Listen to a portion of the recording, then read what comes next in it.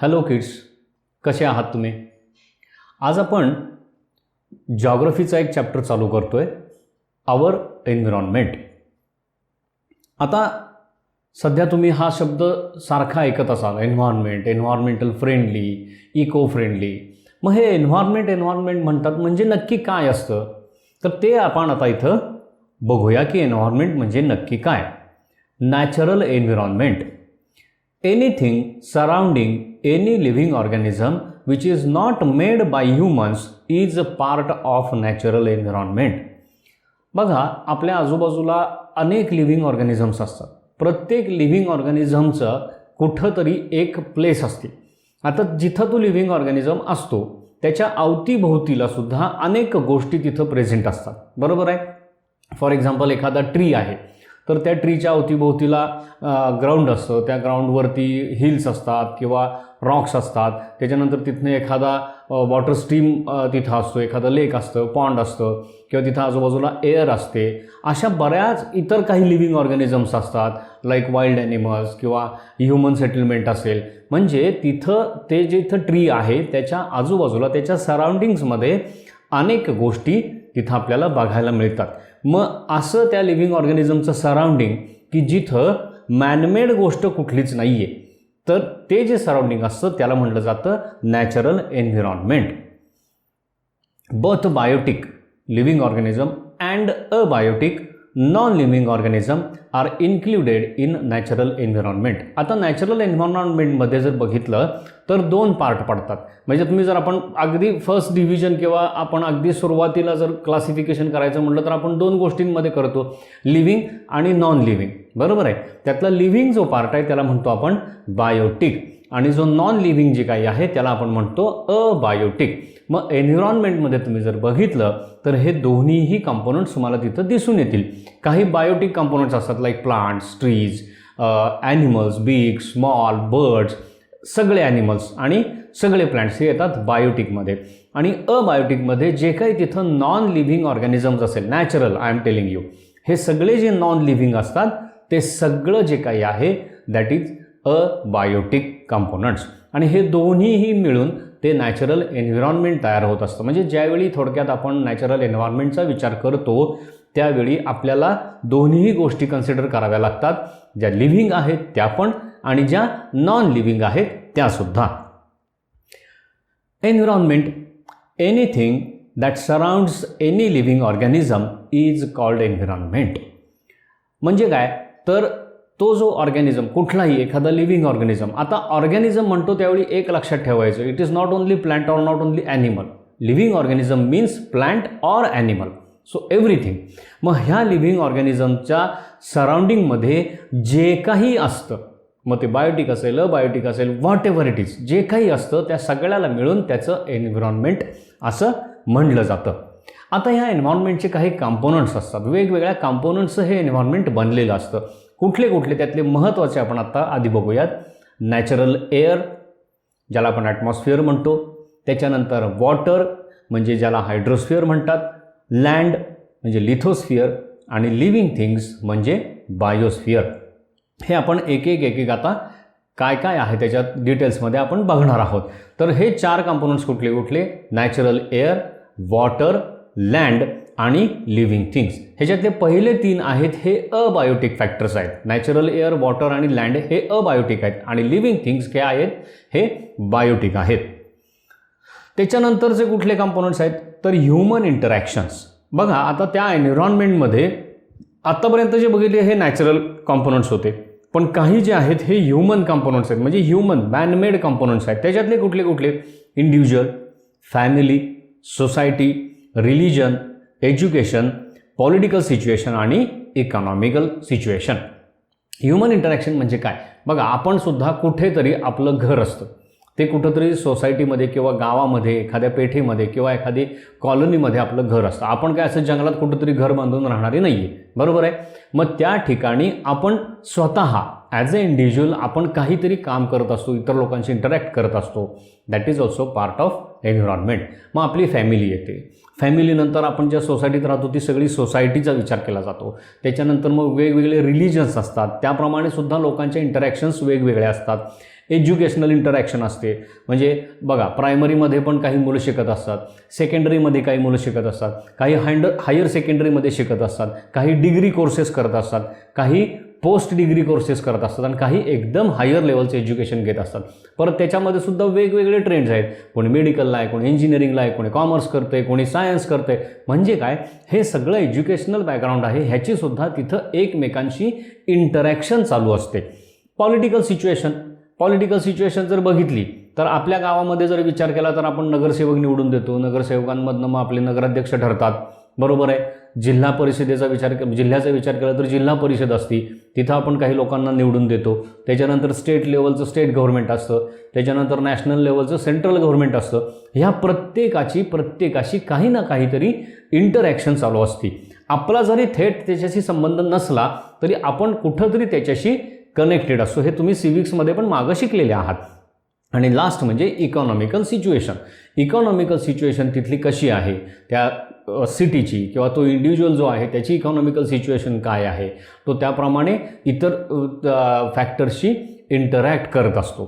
तर हे सगळं काय आहे, हे ह्युमन इंटरॅक्शन्स ह्या कॉम्पोनंट खाली येतात.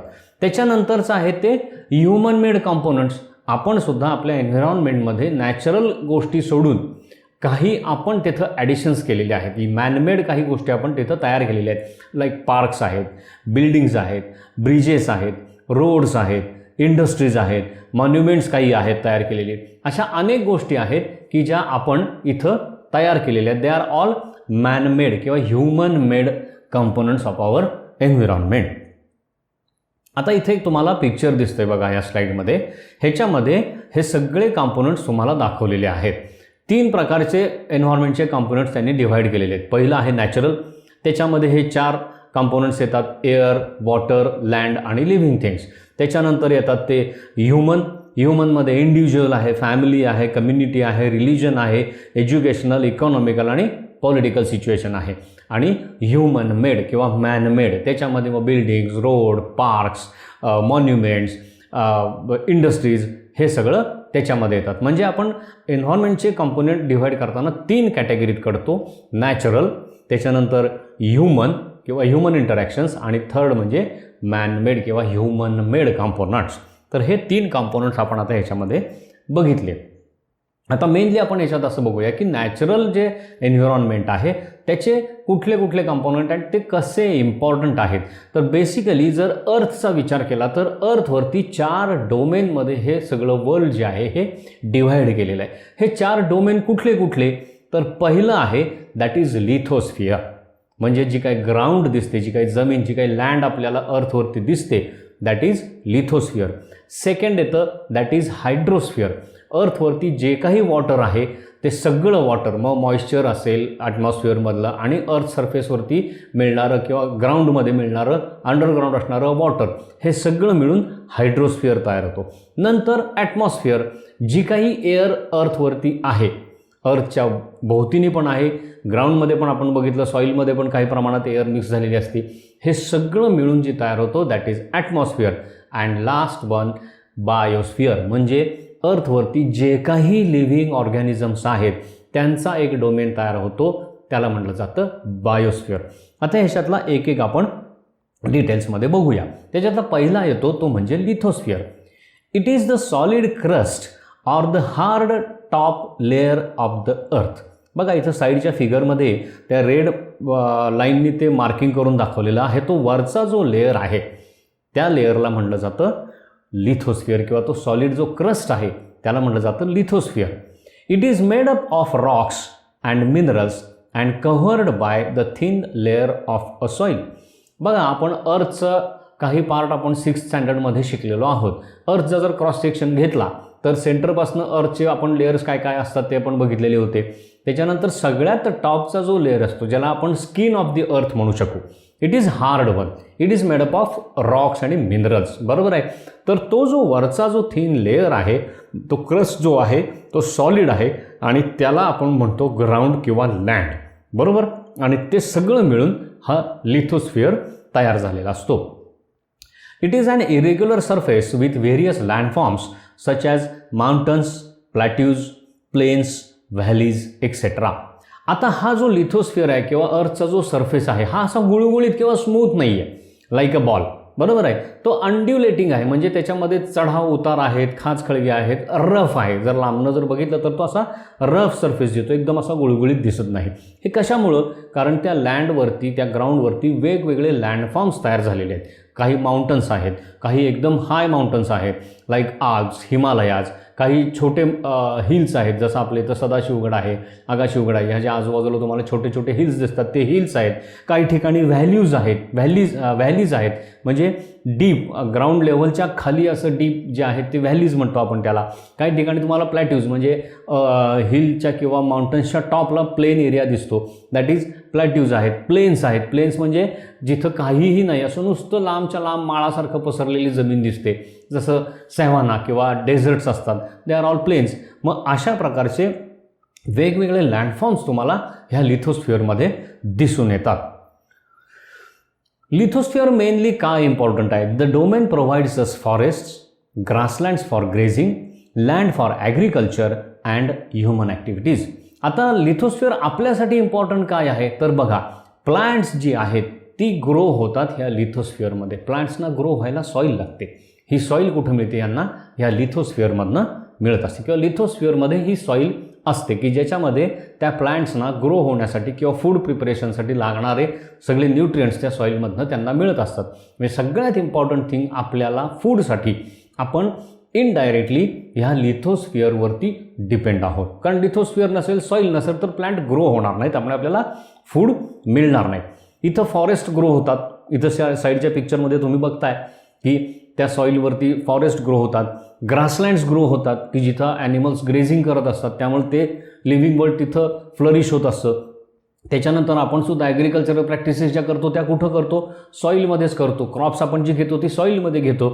आणि दुसरी गोष्ट, आपण ज्या काही ॲक्टिव्हिटीज करतो डे टू डे ह्या सगळ्या आपल्या ग्राउंडवरती चालतात, because we are terrestrial animal, बरोबर आहे ना.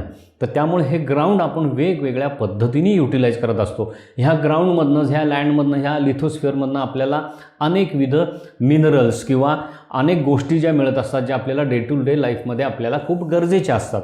It is also a source of mineral wealth. जे काही मिनरल्स आपण वापरतो, आयर्न असेल, गोल्ड असेल, सिल्वर असेल, कॉपर असेल, ॲल्युमिनियम असेल, हे सगळं आपल्याला कुठनं मिळतं?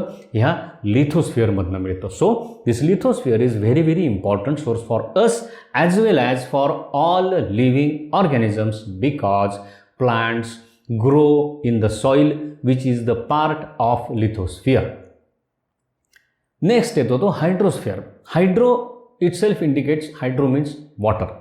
मग अर्थवरती जे काही वॉटर अवेलेबल आहे, all forms, solid, liquid, gaseous, आपण ह्या 3 फॉर्म्स वॉटरचे 6th स्टँडर्डमध्ये शिकलेलो आहे. ह्या तिन्ही फॉर्ममध्ये अर्थवरती जिथं जिथं वॉटर अवेलेबल आहे ते सगळं वॉटर मिळून हा हायड्रोस्फिअर तयार होतो. इथं स्लाईडमध्ये तुम्हाला अर्थचं एक सॅटेलाईट पिक्चर दिसते. त्याच्यामध्ये मोस्ट पार्ट अर्थचा जो आहे हा ब्ल्यू दिसतोय. Why it is blue? Because it is covered by water. तुम्हालाही माहिती आहे 71% of earth surface is covered by water, बरोबर आहे. मग हा जो वॉटरचे जे कव्हर आहे त्याच्यावरती, अर्थवरती, तिन्ही स्टेटमध्ये लक्षात ठेवा. सॉलिड म्हणजे आईस किंवा स्नो असेल, लिक्विड म्हणजे ओशन वॉटर असेल, लेक, पॉन्ड, रिव्हर जे काय असेल ते ग्राउंड वॉटर त्याच्यामध्ये येतं, आणि गॅशियस म्हणजे ॲटमॉस्फिअरमध्ये असणाऱ्या वॉटर व्हेपर्स. हे सगळं मिळून जो स्फिअर तयार होतो दॅट इज नथिंग बट हायड्रोस्फिअर.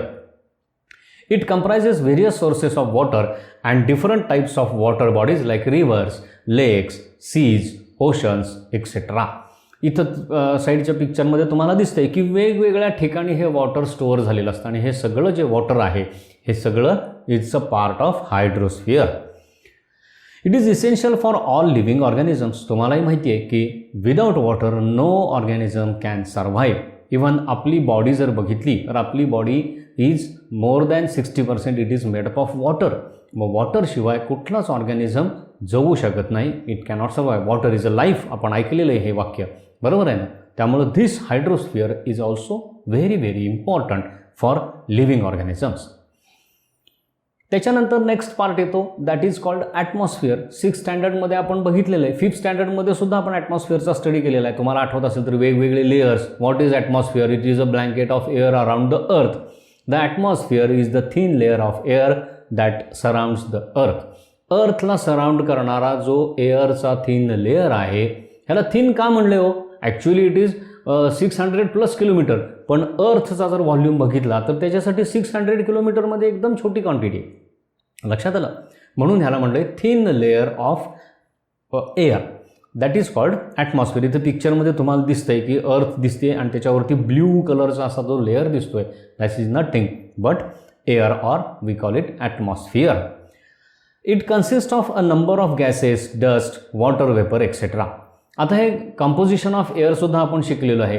ह्याच्यामध्ये वेगवेगळे गॅसेसचं मिक्सचर आहे. Air is not a substance, it is a mixture. लक्षात आलं? It is not a compound or it is not a one substance. It is a mixture of various gases, ज्याच्यामध्ये nitrogen आहे, oxygen आहे, carbon dioxide आहे, hydrogen आहे, trace gases आहेत, plus dust particles आहेत आणि त्याच्यामध्ये मिक्स झालेल्या वॉटर व्हेपर्ससुद्धा आहेत. ह्या सगळ्यांचं मिळून जे मिक्सचर होतं ते म्हणजे एअर. आणि ह्या एअरचंच हा लेअर म्हणजे हे ॲटमॉस्फिअर तयार झालेलं असतं. The changes in the atmosphere produce changes in the weather and climate. आता ह्या ॲटमॉस्फिअरमध्ये सुद्धा वेगवेगळे चेंजेस होत असतात. म्हणजे काय? कुठंतरी टेम्परेचर वाढत असतं, कुठंतरी टेम्परेचर कमी होत असतं. त्यामुळं एअर प्रेशर कमी जास्त होत असतं. मॉइश्चर जर जास्त झालं तर क्लाउड फॉर्मेशन होत असतं. आणि ह्या सगळे जे चेंजेस आहेत, ह्या चेंजेसमुळं वेदर आणि क्लायमेट आपण चेंज होतं आहे असं म्हणतो. इथं बघा साईडच्या पिक्चरमध्ये तुम्हाला दाखवलं आहे रेनी, स्टॉर्मी, नंतर मून्स हे दिसतात, सनी डेज, विंड, क्लाउड्स. हे सगळे जे क्लायमेटिक किंवा वेदर चेंजेस आहेत, that is nothing but it is the changes in atmosphere. ॲटमॉस्फिअरमधल्या चेंजेसमुळं आपल्याला हे क्लायमेट किंवा वेदर चेंज हे दिसून येतात. The gravitational force of the earth holds the atmosphere around it. आता ही एअर जी आहे, ही एअर आपण कुठं अशी भरून ठेवली आहे का, किंवा ती अर्थला कुठं बांधून ठेवली आहे का? नाही. It is just scattered around the अर्थ. अर्थच्या भोवतीने ती सगळीकडं पसरलेली आहे. मग ती तिथंच का राहते? त्याशी निघून का नाही जात बाजूला? कारण अर्थचा जो ग्रॅव्हिटेशनल फोर्स आहे, त्या ग्रॅव्हिटेशनल फोर्सनी एअरचे जे मॉलिक्युल्स आहेत ते स्वतःकडे ओढून धरलेले आहेत. म्हणून तुम्हाला जर आठवत असेल तर आपण शिकलेलो आहे की 80% of air is in the first layer of atmosphere. म्हणजे अर्थच्या सरफेसजवळ एअर जास्त डेन्स असते. का? तर तिथं ग्रॅव्हिटेशनल फोर्स जास्त असतो. आणि जसं जसं आपण अर्थपासून लांब जाऊ तशी तशी एअर ही थिन होत जाते. का? कारण ग्रॅव्हिटेशनल फोर्स हळूहळू वीक होत जातो. It protects us from the harmful rays and scorching heat of the sun. सगळ्यात महत्त्वाचं ह्या ॲटमॉस्फिअरचं काम काय आहे? No doubt it provides life saving gases म्हणजे ऑक्सिजन. पण दुसरं एक महत्त्वाचं काम आहे की सन रेज जे आपल्यापर्यंत अर्थपर्यंत पोचतात, दोन गोष्टी सनमधून आपल्याला मिळतात. काही लाईट रेज मिळतात आणि हीट एनर्जी मिळते. तर हे जे रेज असतात ह्याच्यामध्ये काही हार्मफुल रेज असतात, जसे की ultraviolet rays. Those are harmful to living organisms. मग हे जे रेज आहेत हे ह्या ॲटमॉस्फिअरमध्ये ट्रॅप केले जातात. आपण हे शिकलेलो आहे 5th स्टँडर्डमध्ये, तुम्हाला आठवत असेल तर. There is a ozone layer, umbrella, ozone umbrella ज्याला म्हणतो ती, तिथं हे लेयर्स अडवले जातात, तिथं ते फिल्टर केले जातात आणि जे हार्मलेस रेज आहेत ते रेज फक्त खाली अर्थपर्यंत म्हणजे आपल्यापर्यंत पोचले जातात. तसंच सनकडनं येणारी जी हीट आहे ही प्रचंड प्रमाणात हीट येत असते सनकडनं. सगळीच्या सगळी जर अर्थवरती पोचली तर सगळं काय होईल?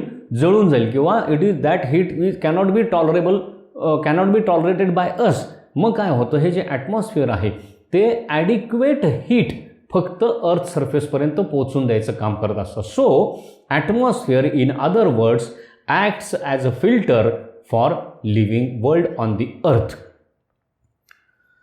आता हे जे तिन्ही जे स्फिअर आपण आत्तापर्यंत बघितले, लिथोस्फिअर, नंतर हायड्रोस्फिअर आणि ॲटमॉस्फिअर, ह्या 3 लेअरमुळं किंवा ह्या 3 डोमेन्समुळं अर्थवरती जे काही लाईफ आहे ते आपल्याला दिसतं. एअरमुळं वॉटरमुळं आणि लँडमुळं. कारण हे जर 3 फॅक्टर्स जर नसते, ह्याच्यातला एकही फॅक्टर जरी तुम्ही बाजूला काढलात तरी लाईफ सस्टेन होणार नाही. कारण त्याचा इम्पॉर्टन्स आपण बघितलेला आहे. त्याच्यातल्या गोष्टींमुळं, त्यातलेच काही कॉम्पोनंट्स वापरून लिव्हिंग थिंग्स ह्या आपलं लाईफ अर्थवरती सस्टेन करत असतात. मग आता ह्या लिव्हिंग थिंग्स जे आहेत किंवा हे लिव्हिंग वर्ल्ड जे आहे हे तुम्ही अर्थवरती कुठेही जावा, एअरमध्ये जा, ग्राउंडच्या आतमध्ये जा, वॉटरमध्ये जा, तुम्हाला सगळीकडे वेगवेगळ्या प्रकारचे लिव्हिंग ऑर्गॅनिझम दिसून येतात. डायव्हर्सिटी, प्रचंड प्रमाणात डायव्हर्सिटी आहे. वेगवेगळ्या प्रकारचे प्लांट्स आहेत, अगदी मायक्रोस्कोपिकपासून ह्यूज ट्रीज. तसंच ॲनिमल्समध्ये जर बघितलं तरी मायक्रोस्कोपिक बॅक्टेरियाजपासून huge animals, whale, blue whales किंवा एलिफंट्स, इतकं त्याच्यामध्ये व्हरायटी आहे. आणि हे ऑर्गॅनिझम जर तुम्ही बघितलं तर तुम्हाला वॉटरमध्ये सापडतात, एअरमध्ये सापडतात, ग्राउंडमध्ये तुम्ही अंडरग्राऊंड गेलात तरी ग्राउंडमध्ये पण तुम्हाला सापडतात. म्हणजे काय, ह्या तिन्ही डोमेनमध्ये लिथोस्फिअर, हायड्रोस्फिअर आणि ॲटमॉस्फिअरमध्ये तुम्हाला लिव्हिंग वर्ल्ड सापडतं. मग हे जे लिव्हिंग वर्ल्ड जे आहे ह्या तिन्ही डोमेनमध्ये मिक्स झालेलं, ह्याला सगळ्याला मिळून म्हटलं जातं biosphere.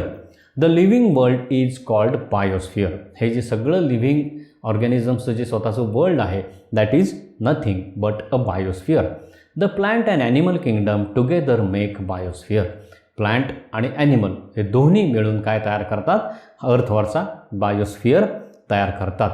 It is a narrow zone of the earth where land, water and air interact with each other to support life. आता बायोस्फिअर म्हणजे नक्की काय आहे, इथं साईडच्या पिक्चरमध्ये तुम्हाला दिसतंय.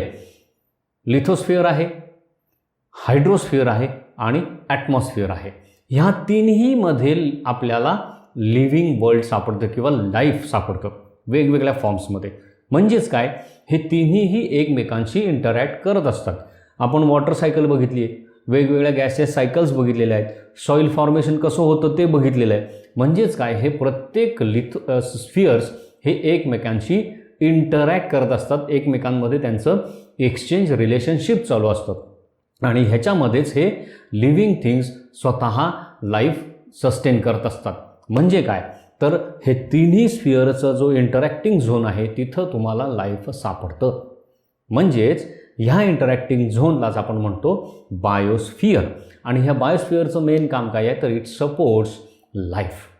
लक्षात आलं, with the help of air, water आणि लँड. म्हणजेच इन अदर वर्ड्स लिथोस्फिअर, हायड्रोस्फिअर आणि ॲटमॉस्फिअर ह्या तिन्ही स्फिअरचं काम काय आहे, तर बायोस्फिअरला सपोर्ट करणं. म्हणजे ह्याचा जर एकूण कंप्राइज्ड इफेक्ट जर आपण बघितला तर अर्थवरती आपल्याला 4 डोमेन सापडतात. पहिलं आहे लिथोस्फिअर, म्हणजे सगळं ग्राउंड जे काही दिसतं, लँड जी काही दिसते ती सगळी लँड. दुसरं आहे हायड्रोस्फिअर, ज्या काही स्वरूपात अर्थवरती वॉटर प्रेझेंट आहे ते सगळं वॉटर. थर्ड आहे ॲटमॉस्फिअर, जिथं जिथं कुठं गॅप आहे किंवा जिथं जिथं कुठं एअर आहे ते सगळं इज ॲटमॉस्फिअर. आणि ह्या तिन्ही डोमेनमध्ये स्कॅटर्ड असलेलं, प्रेझेंट असलेलं life is nothing but biosphere. आता हे सगळे एकमेकात इंटरमिक्स झालेले आहेत. तुम्ही असं सेपरेट करू शकत नाही की हा बायोस्फिअर आहे, मग हा लिथोस्फिअर वेगळा काढला, हे ॲटमॉस्फिअर वेगळं काढलं, हा हायड्रोस्फिअर वेगळं काढलं. नाही, हे सगळं काय, it is a part of the environment, it is a part of the earth's environment. ते सगळे मिक्स झालेले आहेत. लक्षात आलं. स्टडी करण्यासाठी सायंटिस्टनी ह्याला हे 3-4 डोमेन तयार केलेले आहेत आणि प्रत्येकाचा स्टडी वेगळा होतो. But they live together, they stay together, they interact with each other, and finally with these interactions they support life on the earth. That is the reason why life is present on the earth. तर इथं आपला हा first part ह्या चॅप्टरचा संपतोय. ह्याच्यामध्ये आपण बघितलं environment म्हणजे काय, नॅचरल एन्व्हायरमेंट म्हणजे काय, त्याचे कंपोनंट्स कुठले कुठले आहेत, नॅचरल कंपोनंट्स कुठले, ह्युमन मेड कंपोनंट्स कुठले. त्याच्यानंतर आपण एन्व्हायरमेंटचे 4 मेजर डोमेन्स कुठले कुठले आहेत ते बघितलं. इथं आपण पार्ट 1 संपवतोय. नेक्स्ट पार्टमध्ये याच्या पुढच्या गोष्टी म्हणजे इकोसिस्टीम वगैरे काय आहे ते आपण बघणार आहोत. तर ह्याचं सगळं मटेरियल आपल्या नेहमीप्रमाणे ॲपवरती आणि वेब पोर्टलवरती आहे. ते बघा, वर्कशीट सॉल्व करा, क्विज सॉल्व करा आणि काही जर डाऊट आले तर हा व्हिडिओ पुन्हा बघा, स्लाईड्स पुन्हा बघा, म्हणजे तुमचा हा पार्ट क्लिअर होऊन जाईल. Okay, thank you.